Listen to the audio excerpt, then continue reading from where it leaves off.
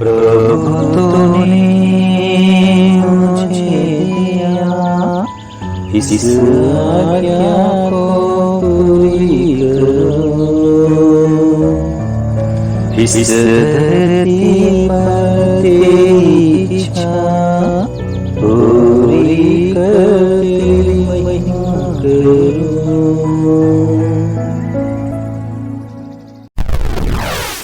प्रभु की स्तुति हो, प्रभु का धन्यवाद हो आज के इस दिन और समय के लिए। Dear friends, brothers and sisters, आप सबों को प्रभु यीशु मसीह के नाम में शालोम। मैं आज के दिन फिर से एक संदेश लेकर आया हूँ।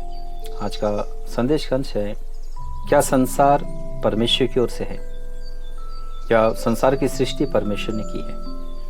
तो ये जो मैसेज है, इसके पहले के दो अंश, जो एक क्या पाप और पुण्य परमेश्वर कराता है, और दूसरा क्या मृत्यु परमेश्वर की ओर से है, जो दो टॉपिक थे, उन टॉपिकों के समय में इस टॉपिक के विषय में भी मैंने कहा था कि मैं संसार के अंश पर भी मैं मैसेज बताने वाला हूँ। तो उसी क्रम में ये मैसेज है।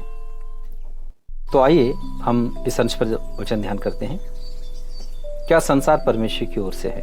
क्या परमेश्वर ने संसार की सृष्टि की है? हमारा जाना पहचाना शब्द है, पर बाइबल में जब देखते हैं और दो शब्द पाए जाते हैं, वो है एक जगत और सृष्टि। ये जो संसार शब्द है, ये पहला यूहन्ना की पत्री 2 अध्याय के 16 वचन में पाया जाता है। और भी रेफरेंसेस हैं, मैं एक एक रेफरेंस बता रहा हूँ। और जगत जो शब्द है, वो यूहन्ना रचित सुसमाचार के 3 अध्याय के 16 वचन में, और सृष्टि शब्द जो है उत्पत्ति पुस्तक के 1 अध्याय के 1 वचन में। तो क्या यहाँ प्रश्न उत्पन्न होता है, क्या ये तीनों शब्द सेम है, एक ही हैं, या इसका अलग अलग मीनिंग है? हम बाइबल के अनुसार जब देखते हैं तो इन तीनों शब्द का अलग अलग अर्थ निकलता है।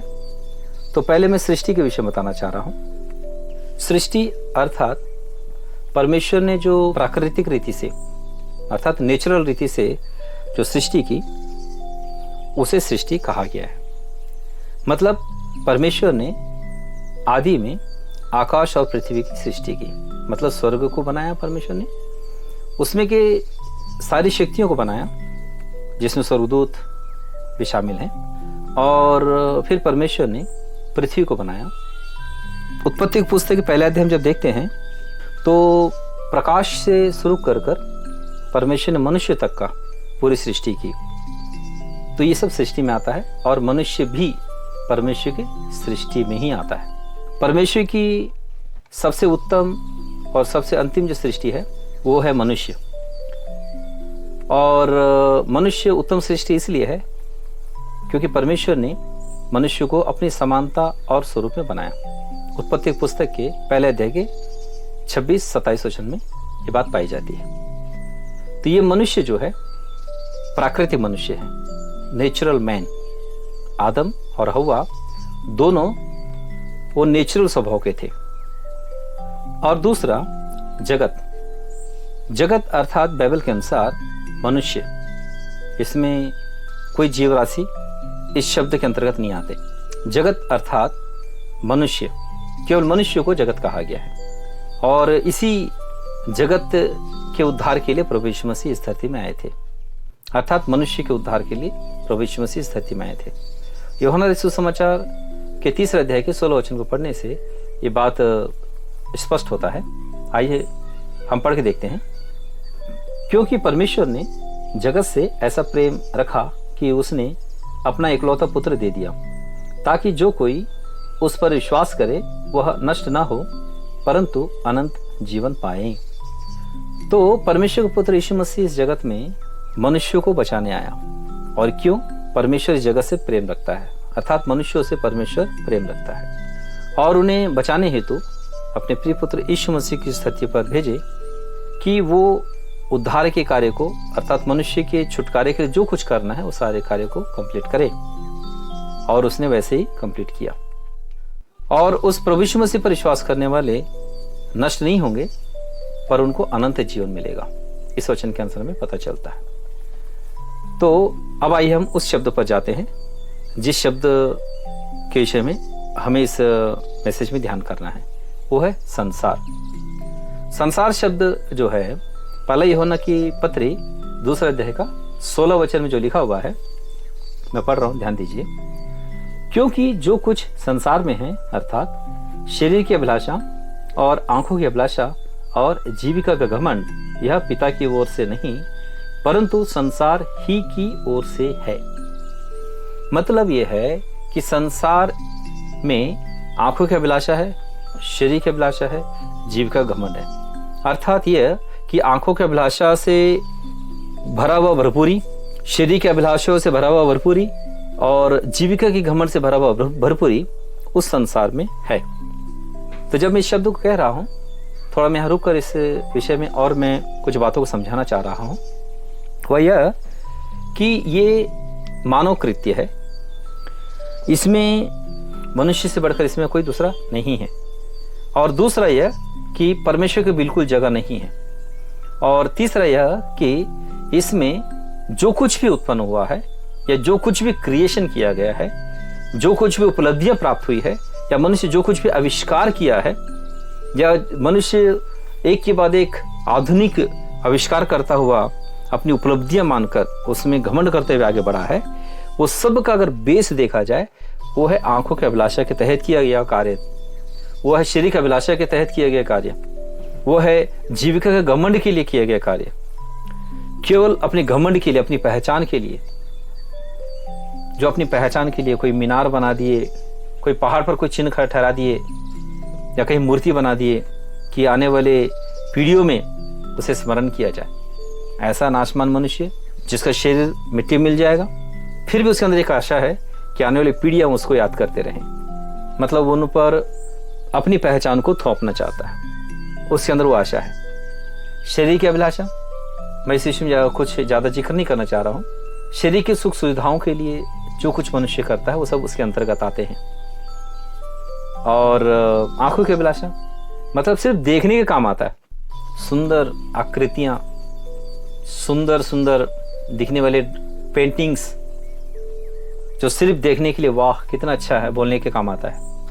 तो इसी क्रम में आप सोचते चले जाएंगे, बहुत मिल जाएंगे। मेरा उद्देश्य इन चीज़ों का वर्णन करना नहीं है, इसीलिए मैं इस विषय में वर्णन नहीं कर रहा हूँ, पर मैं समझाना चाह रहा हूँ कि संसार आखिर है क्या और इसकी उत्पत्ति कब से हुई।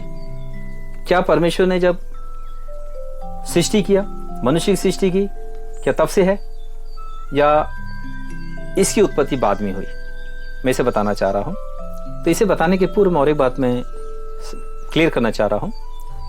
क्या पाप और पुण्य परमेश्वर कराता है, उस अंश पर जो मैसेज में बताया हूं, और मृत्यु क्या परमेश्वर की ओर से है, इस अंश पर जो मैसेज बताया हूं, और इस अंश पर जो मैं बता रहा हूं क्या संसार परमेश्वर की ओर से है। इन तीनों में से अंशों में जो मैसेज बताया उसमें एक बात कॉमन मिलेगी आपको, वो यह है कि मनुष्य natural man, carnal man, spiritual man, प्राकृतिक मनुष्य, कामुक मनुष्य और आत्मिक मनुष्य। तो आइए हम आगे बढ़ते हैं। तो जो संसार है ये कब बना, अगर हम देखते हैं तो जब तक मनुष्य प्राकृतिक मनुष्य था तब तक तो ये नहीं था। जब तक मनुष्य प्राकृतिक था वो परमेश्वर की सृष्टि के रूप में ही जी रहा था, और परमेश्वर ने जो उन्हें आशीष दी, उत्पत्ति पुस्तक के पहले अध्याय के 26 वचन के बाद 28, 29, 30 वचनों में देखते हैं तो परमेश्वर ने उन्हें आशीष दी थी, फूलो फलो और पृथ्वी पर भर जाओ और पृथ्वी के सारे जीव राशियों पर, चतुष्पादों पर, रेंगने वाले जंतु पर, सारे जीव राशियों पर तुम्हारा भय बना रहे। और एक वचन मैं दिखाना चाह रहा हूं इसमें, भजन संहिता पुस्तक का 115वां अध्याय का 16 वचन। इसमें लिखा हुआ है, स्वर्ग तो यहोवा का है परंतु पृथ्वी उसने मनुष्यों को दी है। मतलब यह है कि स्वर्ग को परमेश्वर ने अपने नियंत्रण में रखा पर पृथ्वी को मनुष्य के अंडर में दे दिया। मतलब पृथ्वी का प्रभु मनुष्य है। अदृश्य में तो परमेश्वर है प्रभुता करने के लिए, पर प्रगट में प्रभुता करने के लिए मनुष्य है। अर्थात ये कि ये मनुष्य जब तक परमेश्वर के आत्मा के अंडर में रहा तब तक वो प्राकृतिक मनुष्य के समान जीता भी रहा और प्राकृतिक मनुष्य के समान रहकर परमेश्वर ने उसके लिए जो आशीष दी थी, उसके लिए जो काम ठहराया था, जिस उद्देश्य से ठहराया था, उसे वो करता रहा। मैं और एक वचन को मैं आप लोग ध्यान में लाना चाह रहा हूं। उत्पत्ति की पुस्तक का 2 अध्याय का 15 वचन। क्या लिखा है यहाँ पर? तब यहोवा परमेश्वर ने आदम को लेकर अदन की वाटिका में रख दिया कि वह उसमें काम करे और उसकी रक्षा करें। देखिए, परमेश्वर का उद्देश्य क्लियर है। मनुष्य को जो काम करना है उसे बता दिया, और ये प्राकृतिक मनुष्य आदम और हवा उस काम को करते भी रहे थे, और उस काम को करते समय में वो परमेश्वर से कनेक्ट थे, परमेश्वर से जुड़े हुए थे।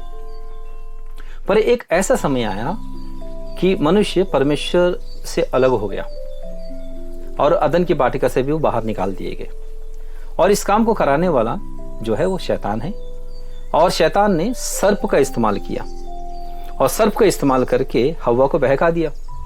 जब हव्वा को उसने बहका दिया तो हव्वा ने उस काम को किया जिसे परमेश्वर ने करने से मना किया था, और हव्वा ने आदम को भी वो काम कराया जिसे करने से परमेश्वर ने मना किया था। तो आदम भी परमेश्वर दृष्टि में पापी ठहरा, क्योंकि आज्ञा का उल्लंघन ही पाप है।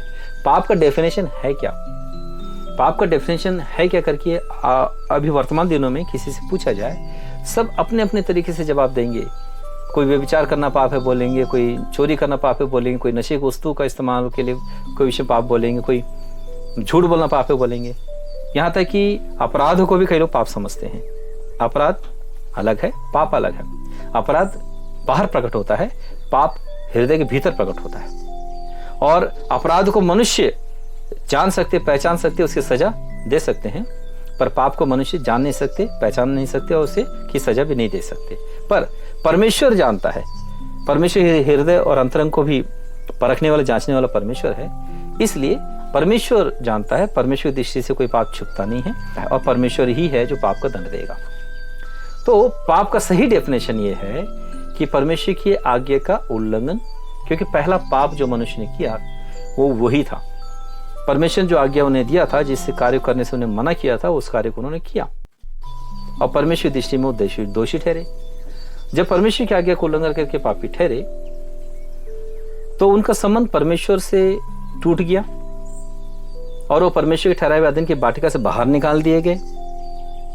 और इसका परिणाम ये हुआ कि उनका हृदय कलुषित हो गया, उनका स्वभाव दोष युक्त हो गया, और उनके कारण पृथ्वी शापित हुई। क्योंकि आदम का जो शरीर है वो मिट्टी में से निकाला, पृथ्वी की मिट्टी में से निकाला गया था। तो यहाँ पर मैं रुक कर और एक बात में एग्जाम्पल देकर समझाना चाह रहा हूँ। मान लीजिए एक हरा पेड़ है, उसमें जीवन है, प्राकृतिक जीवन, और वो अपने आकार में बढ़ता है, उसका एक अलग रूप होता है, उसकी उन्नति होती रहती है, सालों साल तक का, हजारों साल तक का जिंदा रहने वाले पेड़ होते हैं। पर किसी कारण से किसी मनुष्य ने किसी अपने स्वार्थ के कारण उस पेड़ को काट दिया, तो वो उस पेड़ का मृत्यु हो गया, अर्थात उस पेड़ की अब उन्नति उस रास्ते में, जिस रास्ते में प्राकृतिक रीति से होती थी, वो रुक गया। अब वो पेड़ कट गया, आ गया, उसको हम क्या पेड़ बोलेंगे? नहीं बोलेंगे। तो ये जो दशा है, ये कटी हुई स्थिति। वैसे ही मनुष्य का जब संबंध परमेश्वर से टूट गया, तो मनुष्य की जो अभिवृद्धि प्राकृतिक रीति से जैसे होनी चाहिए थी, जिस विषय में परमेश्वर ने कहा कि तुम फूलो फूलो और पृथ्वी पर भर जाओ और उसको अपने वश में कर लो, और समुद्र की मछलियों तथा आकाशीय पक्षियों और पृथ्वी पर रेंगने वाले सब जंतुओं पर अधिकार रखो, इस कार्य को करने की दिशा में जो मनुष्य को आगे बढ़ना था, वो अभिवृद्धि रुक गई। क्यों? इसलिए कि परमेश्वर से उनका कनेक्शन कट गया। जब परमेश्वर से आदम और हव्वा का कनेक्शन कट गया, तो उनका आत्मा मर गया। या पेड़ का जो मैंने एग्जांपल दिया कि जब पेड़ कट जाता है तो वो सूख जाता है, वैसे ही मनुष्य का आत्मा सूख गया, अर्थात मर गया। और उस मरी हुई दशा में आत्मा रहने के कारण उसका उपयोग अब वो नहीं हो रहा जो परमेश्वर ने ठहराया। जैसे पेड़ का उपयोग अब वो नहीं होता जो प्राकृतिक से बढ़ना चाहिए था। अब जिसने उस पेड़ को काटा, वो अपनी इच्छा के अनुसार उसको मॉडिफाई करेगा। बस वैसी स्थिति मनुष्य की हो गई थी। जब शैतान ने हव्वा को बहकाया और हव्वा आदम ने पाप किया, तो फिर वो शैतान के इशारे पर चलने वाले हो गए। अब शैतान उन्हें मॉडिफाई करने लगा, उन्हें सिखाने लगा, उन्हें आइडिया देने लगा कैसे प्रकृति पर भरोसा करके जीना चाहिए। मनुष्य उसी दिशा में अपना वृद्धि करने लगा। जैसे एक पेड़ कट जाने के बाद उसका अगला जो स्टेज है, उसका जो भी रूप उसका बनता है वो अलग हो जाता है। अब मनुष्य का जो रूप है अब अलग हो गया। अब मनुष्य दूसरी दिशा में तरक्की करने लग गया। अब ये जो दूसरी दिशा में तरक्की करने लग गया वो यही है संसार। मतलब कलुषित स्वभाव के साथ मनुष्य ने जो कुछ भी अपनी आवश्यकता पूरी करना चाहा, अब उनकी आवश्यकताएं सिर्फ अपने आत्मा प्राण देह जो है उसी के लिए हो गया। उन्हें जो आंखों को अच्छा लगा उसे करने लगे, जो उनके शरीर के लिए जो लाभदायक लगा उसे करने लगे। लोग मुझे कई पीढ़ी तो स्मरण करें, तो ऐसी यादगार कोई चीजें बनाने की दिशा में वो काम करने लगे। और इन विषयों में जो बुद्धिजीवी होते हैं वो सब मानते हैं कि ये सब मिथ्या है। बहुत पढ़े लिखे साइंटिस्ट भी जब दुनिया को देखते हैं कि किस दिशा में तरक्की कर रहा दुनिया करके, तो उनको निराशा होती है। और निराशा शब्द ही कहते हैं कि हम किस ओर चल रहे हैं या अपने बच्चों को कौन सी शिक्षा दे रहे हैं। एक साइंटिस्ट की बात मुझे याद आती है जिसने एटम बम बनाया था। जापान में जब वो गिराया गया था परमाणु बम, उसके बाद उसने कहा कि मेरा अगर अगला जन्म है तो मैं अगले जन्म में एक पुराने सामानों को रिपेयर करने वाले व्यक्ति के रूप में जिंदगी जीना चाहूंगा। मतलब समझ लीजिए कि वो कितना बड़ा आविष्कार उसे समझा उसने, और उसे शांति के लिए करके जब नाम दिया गया था उस समय, पर उसका परिणाम बहुत बुरा हुआ। जब उसका परिणाम बहुत बुरा हुआ तब उसे बहुत पछतावा भी हुआ। तो उसके आविष्कार से वो निराश हो गया। इतना निराश हुआ कि पुराने सामानों को रिपेयर करने वाले व्यक्ति की जिंदगी को उसकी साइंटिस्ट जिंदगी से भी बेहतर समझा उसने, क्योंकि उसमें वो बात नहीं देखी उन्होंने जिस बात को समझकर उन्होंने बिगन किया था, मतलब स्टार्ट किया था। वैसे ही जब शैतान ने सर्प के द्वारा हव्वा से कहा तो उसने क्या कहा, मैं पढ़ रहा हूं, ध्यान दीजिए। उत्पत्ति पुस्तक 3 अध्याय 4 वचन। तब सर्प ने स्त्री से कहा, तुम निश्चय न मरोगे, वरन परमेश्वर आप जानता है कि जिस दिन तुम उसका फल खाओगे उसी दिन तुम्हारी आंखें खुल जाएंगी और तुम भले बुरे का ज्ञान पाकर परमेश्वर के तुल्य हो जाओगे। शैतान ने हव्वा को एक सपना दिखाया था, तो शैतान ने कहा कुछ और, तो हव्वा को कुछ और समझ में आया। देखिए मैं पढ़ रहा हूं, ध्यान दीजिए इसको 6 वचन से।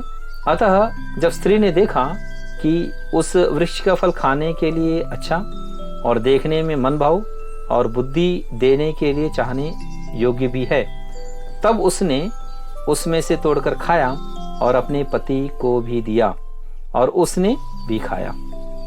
तब उन दोनों की आंखें खुल गईं और उनको मालूम हुआ कि वे नंगे हैं, इसलिए उन्होंने अंजीर के पत्ते जोड़ जोड़कर लंगोट बना लिए। जरा सोचिए इस बात को। आदम हव्वा परमेश्वर के परफेक्ट क्रिएशन थे। परमेश्वर ने उनको परफेक्ट तरीके से बनाया था, उनमें कोई दोष नहीं था। दोष है या दोष नहीं है, कौन है भाई इसका न्याय करने वाला? परमेश्वर ही है ना सबसे बड़ा जज।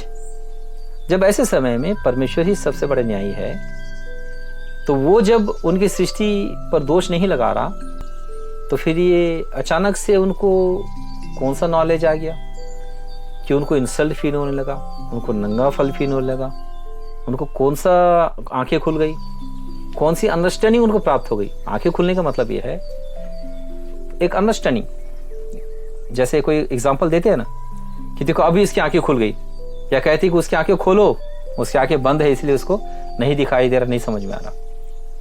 और जब बात उन्हें समझ में आ जाती है तो बोलते हैं कि उनकी आंखें खुल गई।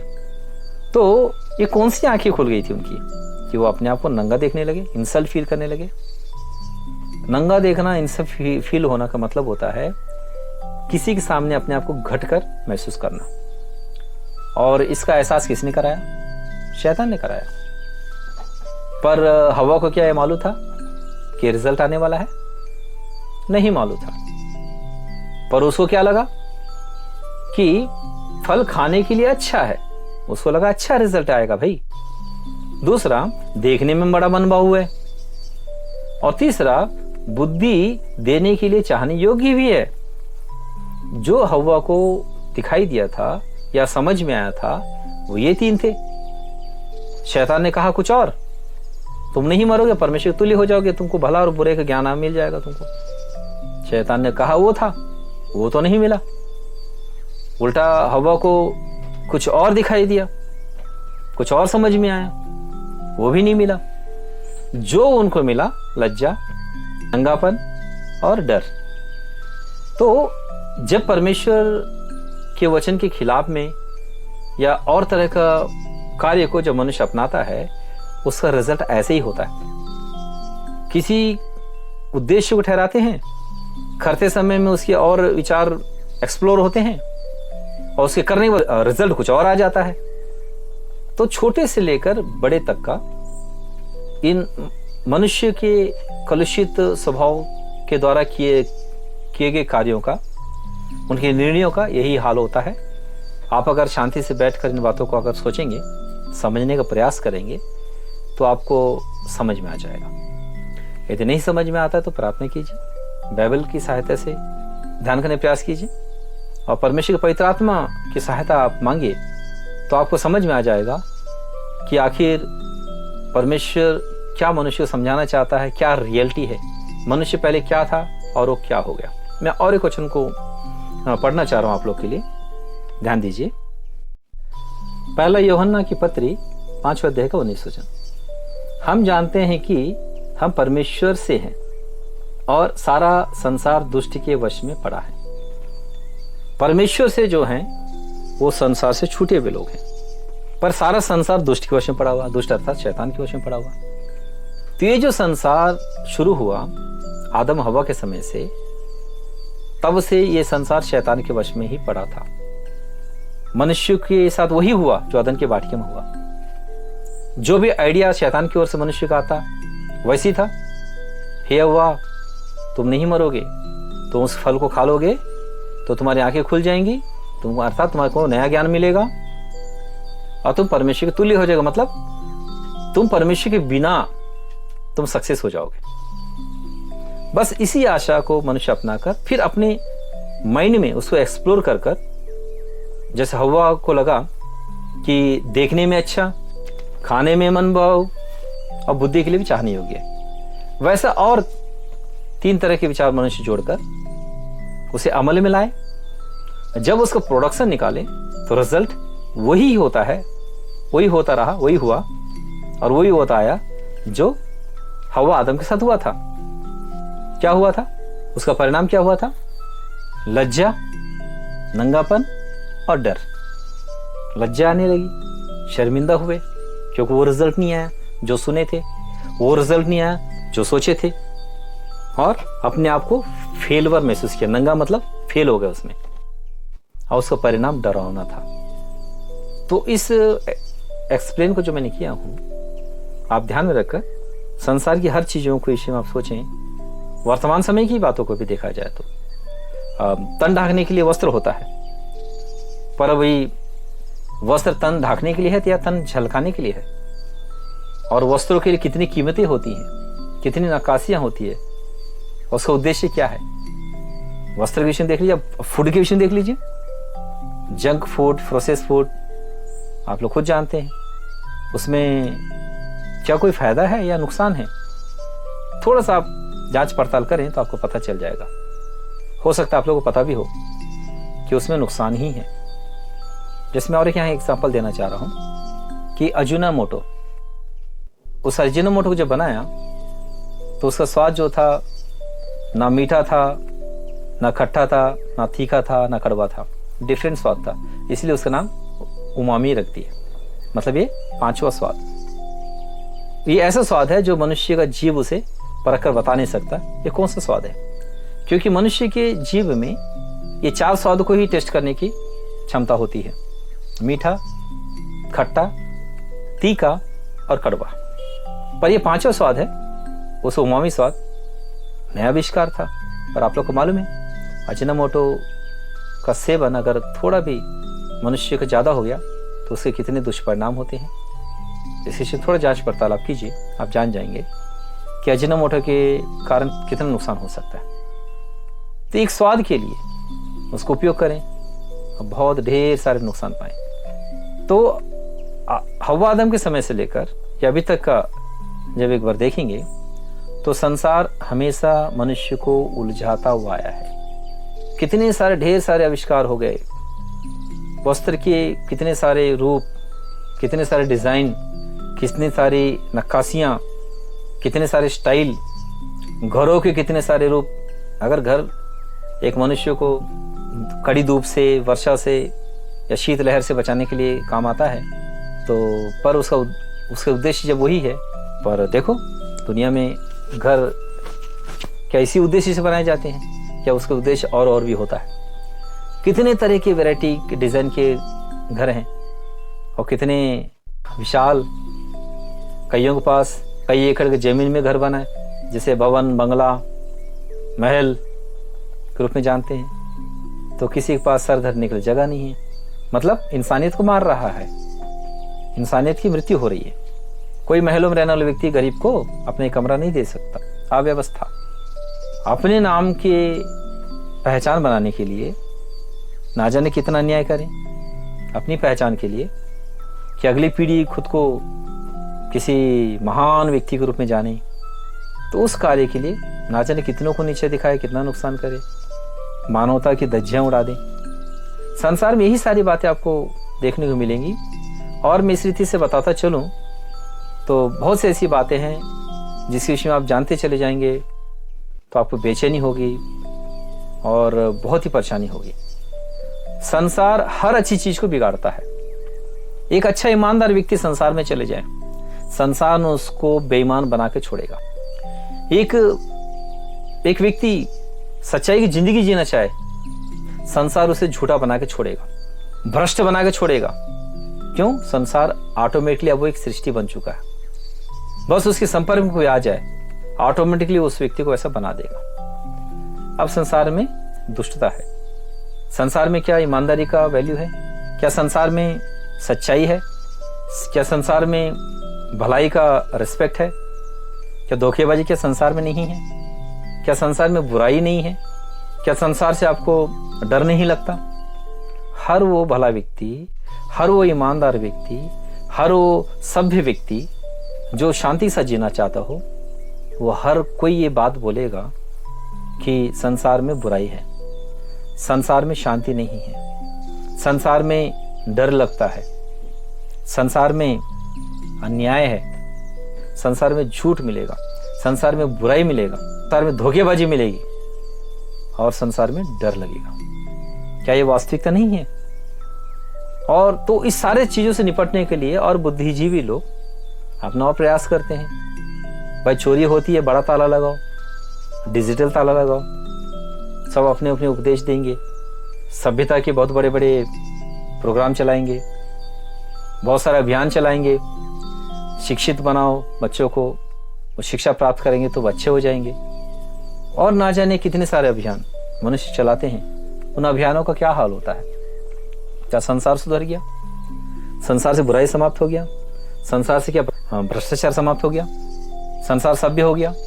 अब संसार में डर नहीं लगता कि सबको ईमानदार हो गए?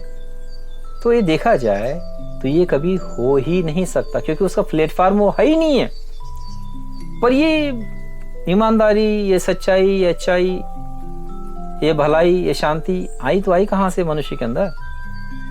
मतलब उसकी चाह आई कहां से? बोलने से संसार में जिन्होंने धोखा खाया, संसार में जिन्होंने दुख झेला, संसार में जिन्होंने बुराई को देखकर नापसंद किया, तो जाहिर बात है कि अपने सृष्टिकर्ता को खोजेंगे। और जिन्होंने सृष्टिकर्ता को खोजा और सृष्टिकर्ता को पाया या सृष्टिकर्ता का समाचार सुना कि आखिर वो उसका स्वभाव क्या है, जाना है कि वो पवित्र है, जाना है कि वो तेजोमय है, जाना है कि वो वादा करके पूरा करने वाला है, उस पर भरोसा किया जा सकता है। जाना को तो भला है। तूने मुझे दिया, इस आज्ञा को पूरी करो। इस धरती